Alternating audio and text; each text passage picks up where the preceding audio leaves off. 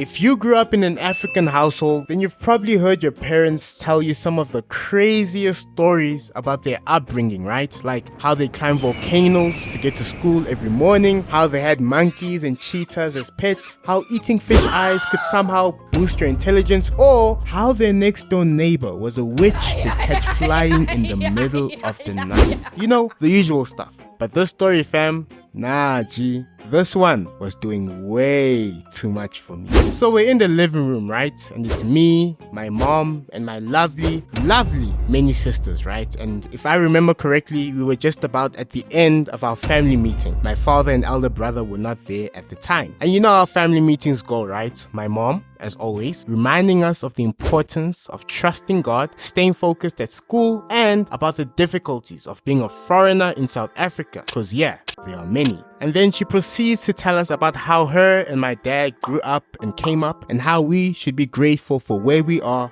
and what we have. Our respect.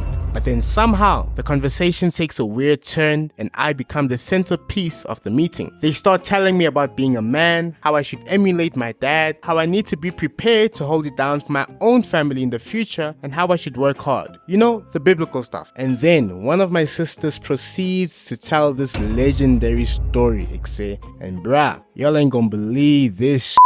A few days after my family came to South Africa, they moved into a flat here in Yeoville, which right now is the pit.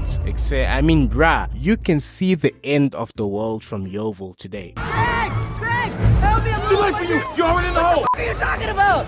And so, as my family settled in, one night out of nowhere, some guy knocks on the front door and my dad opens. The guy came in claiming that he was looking for someone he thought was my dad, and my dad was like, nah, you got the wrong guy. Then the guy was like, no, it's you. You're the guy. But my dad was like, nah, I'm not. You got the wrong guy. Then this guy reaches into his jacket and pulls out a whole gun, And my dad, being there with my mom and the kids, trying to protect his family, listen to this, smacks this guy on the face, and just like that, the guy drops his gun and out of fear, he runs away.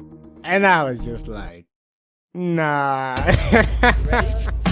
Why the you lying? Why you always lying? Oh my.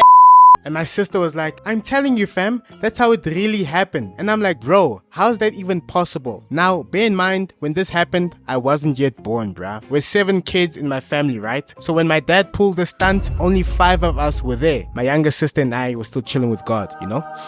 Vibes. So I was just like, nah fam. Then my sister was like, okay, if you don't believe me, go ask our mother. And you know what I did? I went and I asked my mother. My mom wouldn't lie to me. I went to my mom and my mom told me that in fact, it wasn't just one guy who barged in. There were 3 guys and one of them had a gun. She said that when these guys came in, they were looking for someone they thought was my dad, and my dad was like, nah, you got the wrong guy. Then they were like, no, it's you. You're the guy. But my dad was like, nah, I'm not. You got the wrong guy. Then one of the guys reaches into his jacket and pulls out his gun. And my dad, being there with my mom and the kids, trying to protect his family, my mom said he didn't smack the guy, he neutralized the guy. And just like that, the guy drops his gun and out of fear, all 3 of them ran away. And I was just like, nah. Working 9 to 5 made me my bag related.